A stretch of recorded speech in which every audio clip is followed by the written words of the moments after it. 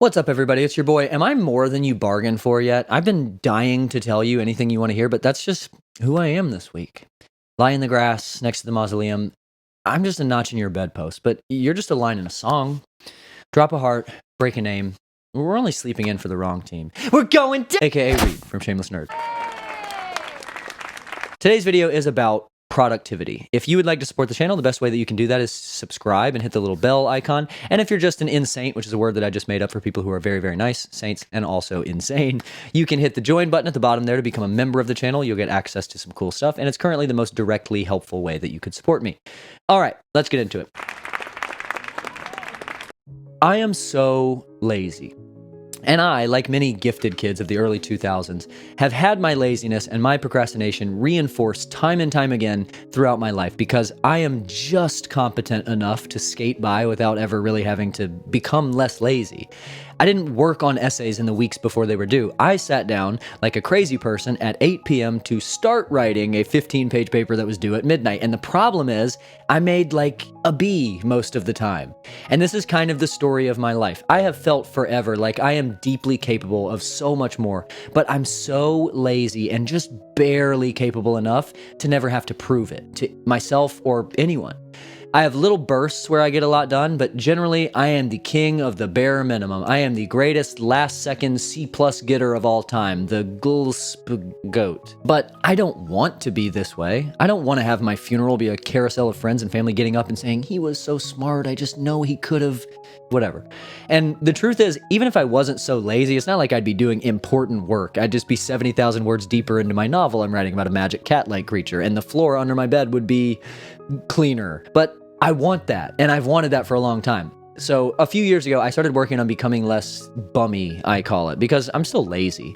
What I've worked really hard to do is work on becoming productive despite my laziness. A lot of advice you read about becoming productive is just a list of things that only people who are already super not lazy would ever do. I expend too much effort trying to pronounce Pomodoro method to ever actually try the Pomodoro method. What we lazy people can do, though, is work around it. I don't believe that you can become not lazy anymore. It's a part of who you are. Like 40% of my boyish charm centers around this aspect of my personality. I'm kidding. And I've changed myself enough over the years, okay? As you can see. I just want to be productive anyway. So here's my advice on how to do that. How to be productive and prolific despite being lazy. You can figure out how to not be lazy anymore on your own later, probably, if you get around to it. Who cares? Also, these are in order of operations. So like number one first, and then number two, and so on. And they build on each other. You'll see what I mean. Okay, number one. I'm going to start with a stupid one. This is the simplest advice, the most easily actionable, the dumbest life-changing advice that there ever was. Number one is make your bed. When you get up in the morning, make your bed, period. And I don't even mean like you need to tuck all the blankets back in and fluff the pillows, do any folding. I just mean like pull the blanket and sheet. There's a sheet on your bed, right? There's definitely one on mine. I absolutely have a sheet on my bed. Pull the blanket and the sheet back and kind of like flatten it out. Okay, this process for me takes about 9 seconds, and there is a ton of research about why it's important to make your bed and how it helps you in a bunch of ways, and I'll link to some. But for me, the main thing is that I started the day by doing something I didn't want to do, and when I look at my room as I walk out of it, and I'm going to talk about my wild morning routine in a minute, it looks nice. And I can see the tangible, immediately evident positive effects of doing something I didn't want to do first thing in the morning. And it kind of sets the tone for the day in that way. And it shouldn't, but it makes a big difference. Like, the other reason this is important is because you are just like me, okay? When your room, house, car, office is dirty, it stays dirty, okay? I know you. It's like, who cares, man? It's dirty, okay? It's not hurting anyone. It would take so long to clean up, okay? I don't want to. And making the bed makes your room look clean, even if it's not. And when I get home at the end of the day, my room doesn't bother me. It's not immediately subconsciously stressful and overwhelming. And then I'm like 5% more likely to pick up a piece of trash or something. But 5% stacks, and over time, that 5% makes a difference. Okay, moving on. That one's kind of cliche anyway, and it's still like a moderately productive person thing. I know that right now you're like, Reed, I am lazy, okay? I don't want to do anything. Okay, perfect. Number two, do nothing. This is absolutely the most life-altering bit of advice I've ever gotten. I am so serious. Okay, there was this author named Raymond Chandler who wrote a bunch of frankly kind of mid-detective novels in his 30s and 40s. He characterized himself as a lazy person, but of course there is not a lazy person on the planet who writes a bunch of novels, even if they are kind of mid. So how did Raymond Chandler do this? Well, he utilized the power of doing nothing. He wrote about this in the 1940s, and it hasn't caught on in the same way that the more listicle, friendly, BuzzFeed type productivity tactics have, because it's so incredibly simple and dumb, and in my opinion, it's too effective. You'll never need any other baseline productivity strategy. You can build everything else off of this one, and then, well, who's gonna buy all my self-help books? I do this now, and it has genuinely increased my productivity by 1,000,000%, and that's a scientific, quantifiable percentage and not something that I just made up arbitrarily. 1,000,000%, okay? When you want to get something done, but you don't want to do it, don't do it. But instead, do nothing. Literally do nothing. Sit on the floor in the middle of a room and do nothing. Don't watch TV, don't pull out your phone, just sit and do nothing. That's the only amount of willpower that you need, is this choice to do nothing. And eventually, if you do this, you will harness the incomparable power of being bored. I talked about the power of being bored in my very first video, which is right here. You can watch it. Eventually, if you sit on the floor with no distractions and nothing to do except think your thoughts, well, first of all, you'll go insane if you're anything like me. But secondly, you'll eventually reach the nirvana that is true boredom. And suddenly, doing the laundry or your homework or mowing the lawn will be the reprieve from the impossible labyrinth of your own creation that is your bored mind, and you will want to do it. I have gotten so many things done by doing nothing. This is harnessing the lazy mind to defeat the lazy mind. It is my favorite piece of advice that I've ever found or been told by anyone. Number 3. Plan your efforts to be more productive around your laziness. This is not willpower. This is not productivity. This is a lesson in introspection and being realistic. First of all, think about when you are at your most lazy. For me, this is in the morning on a non-work day, or the first few hours after I get home on a work day. I know this is when I'm my most lazy, because on the rare occasions I get to sleep in, I will lie in bed for hours watching YouTube or playing Pokemon, which I'm perfectly legally emulating on my laptop. And on a work day when I get home, I'm starving, so I eat right when I get home, and then I'm full, so I want to sit around and do nothing while I recover from the inevitable, at least slight overeating that I just did. So I plan around this. I don't push myself to be productive during those times and then guilt myself into doubling down, feeling worse when I set expectations for myself and then absolutely cannot meet those expectations. I set goals with this in mind. If I'm trying to push my productivity limits, trying to make changes and be more productive, I plan to do it in not those times, okay? It's a balance. I'm not saying just allow yourself infinite rotting time because that's what you want to do, because then you just rot forever. But I do try to keep in mind, like, I'm not going to be at my best during those times, so let's focus our attention elsewhere. Like, you don't give your 3-year-old broccoli after he just tried spinach. You give him gummies and then you say, okay, now if you want more gummies, you have to eat your broccoli. You don't say, eat your spinach and I'll give you some broccoli, because then your child's going to grow up to be a serial killer. That's how serial killers are made. You plan your attempts at productivity around your weaknesses. Set yourself up for success. Also, when you do have fits of productivity, however slight they are, put that time into lessening the impact of your lapses in laziness or your weakest moments.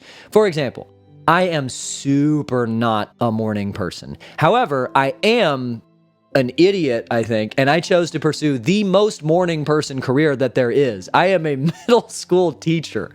So what I have done is put in some effort into mitigating the effects of my non-morning personness. I know that I'm lazy. I know that I'm going to sleep in until the last possible second, no matter when I have to go to work. So I don't try to force myself to get up earlier. I try to make it to where I can get up later and not have it ruin my day or make me late for every day and then ruin my career. I literally have my morning down to a timed routine on the days that I don't have to take my son to daycare, and I have it fine-tuned. I'll hit you with the stats at the end, but listen to this. And yes, I am insane, but I am free. I have gone to some lengths to enable my non-morning personness, and thus allowed myself to be more productive by not forcing myself to go to bed earlier than I naturally want to, and by feeling guilty and paralyzing myself in self-doubt all the time, by doing the following, okay?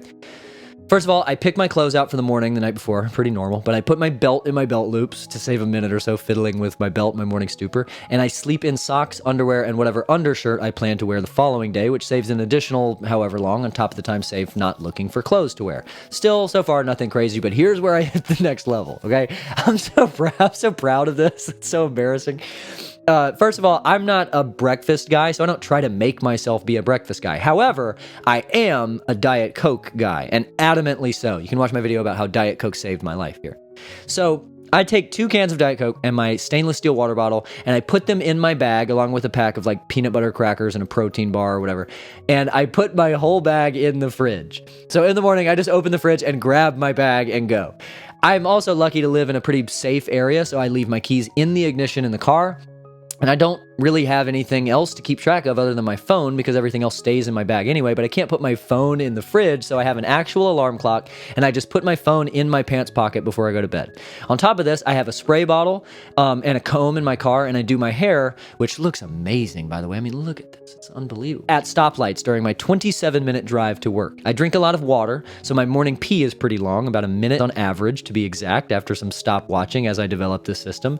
And this was a problem, this minute and a half. So I take the 2 birds, 1 stone approach. And to ensure that I brush my teeth as long as I'm supposed to, I start about 30 seconds before I start my morning pee, and then I finish brushing my teeth while I do my morning pee. I also will put toothpaste on my toothbrush and set it beside the sink before I go to bed. So my morning routine goes like this. I wake up at the last possible second, no snooze button to ensure maximum actual sleep time. I roll out of bed and pretty much into my pants, which are on the floor next to my bed. I pull my blanket back / make my bed. I put my shirt on as I walk to the bathroom. I grab my toothbrush off the counter. I pee while I brush. I spit and rinse, walk to the kitchen, grab my bag out of the fridge, walk to the front door, step into my untied shoes, which I don't tie until I get to my classroom at school. I walk to the car, turn the key, and then I fix my hair as I drive to work. The whole process takes 6 minutes. 4 minutes if I'm really huffing it. I've done it in 4 minutes, but 6 minutes. I have to be at work at 7:25. My commute is 27 minutes. I wake up at 6:52.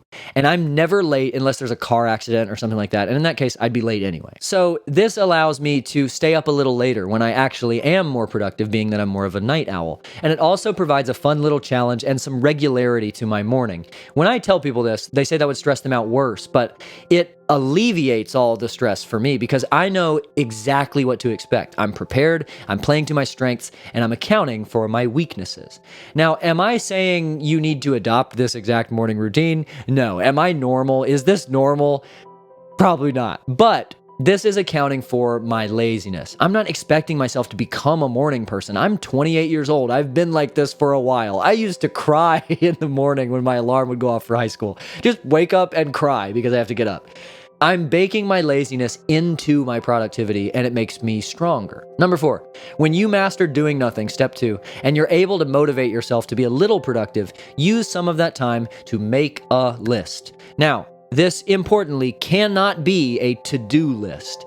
To-do lists are the chocolate brownie to a dog, the onions to a cat, the dagger in the kidney to a Julius Caesar for a lazy person. I hear to-do lists, and I'm immediately stressed out, and I want to play Pokemon Emerald at least twice as much. And the reason why this is so stressful and counterproductive is because we suck at making a to-do list. When you make a to-do list and you write, finish that report, you're actually listing like 50 things. To finish the report, you have to compile the data, create an Excel spreadsheet, format your cells, read that memo. I don't know what people with real jobs do. I teach 7th graders, but you get my point. Tidy the backyard actually means pick up all the sticks, rake the leaves, bag the leaves, take the leaf bags out to the road, mow the grass, edge the sidewalks, weed eat beneath the bushes, trim the hedges, and drink a giant glass of lemonade, which, as my fellow dads know, is a vital step in a lawn day. Your brain knows all of the steps that are involved when you write tidy the backyard on your to-do list, and then it sees that that's the first thing listed in a list of 10 other things that also have 25 secret extra steps within them. And that's why you can look at step 1 of your list and subconsciously go, that's a lot of stuff. I'm not going to do any of that. And normal, non-lazy people think that you're insane. It's not that we're insane. It's that we're too smart, right? It's secretly a good thing, right? We're just so smart. So don't make a to-do list. Make a first things list. On your first things list, you list 5 things. I keep it to 5 personally. You can do more if you're feeling risky. Just don't list every single thing you have to do because that defeats the purpose. List 5 things that you need to do. 5 things, not 5 topics. Not tidy the backyard, but Step 1, pick up some sticks. You probably won't have the motivation to tidy the backyard, but you can probably manage to pick up some sticks. And secretly, don't tell your brain this, but objects in motion tend to stay in motion. And when you go out to pick up the sticks, you'll often end up doing much more than that. And sometimes you'll even end up tidying the whole backyard. We want to create inertia, create motion and momentum. When you check off pick up sticks from your list, you feel like you did something, and that's a feeling that begets motivation. When you pick up sticks and rake leaves and do a bunch of stuff, and then you look at your list and you can't even check anything off, you feel like a loser and you play Pokemon Emerald again. So make a first things list, and sometimes even if you don't have the motivation to continue beyond your first thing you've listed, you've done the first thing. And then the next day you can make a new list and you can do the next first thing. And then eventually you'll have the whole thing done. And it might even take longer than it would otherwise, but doing none of something takes a lot longer than doing it slowly, if that makes any sense. Also, when you make a first things list, take a second to make little check boxes instead of just a list of things that you're going to cross off. It's way more satisfying, and you can build momentum way easier using check boxes than you can if you're marking things off, crossing them out. It sounds frivolous and like it wouldn't make a difference, but I promise it makes a big difference because you're building towards something. You can see progress toward a finished product, not crossing things off of a finished product and feeling overwhelmed. And the last one, step 5, is the only one of these steps that I think is difficult, and it's not one that's super fun to hear. Step 5 on how to be productive as a lazy person is eat healthier.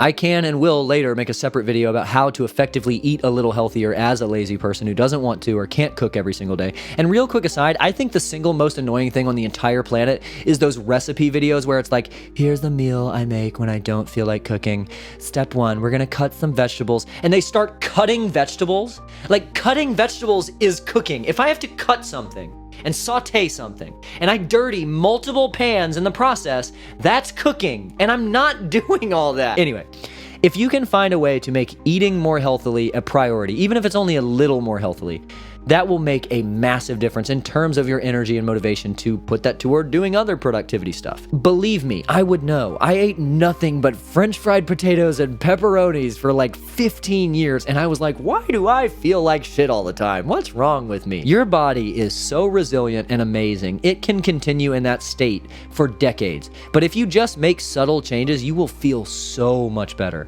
But I am putting this last because this is the one that's by far the most labor intensive and the hardest to do. But if you can build up to this point, it will make a massive, massive difference. But at least do the other ones. If you can't get there yet for this one, that's okay. And ultimately, it's all okay. An underpinning piece of advice that runs through all of this is to try to view productivity and output as a self-improvement tool, not as some kind of extrinsic comparison piece. Being productive is fun. It makes you feel good about yourself, and that's why you should pursue it. Not because it will make you a better employee. Your company would replace you in 14 seconds if something happened to you, and you owe them nothing, and the workers are being separated from the means of but that's a topic for another time. Thanks for watching. See y'all next time.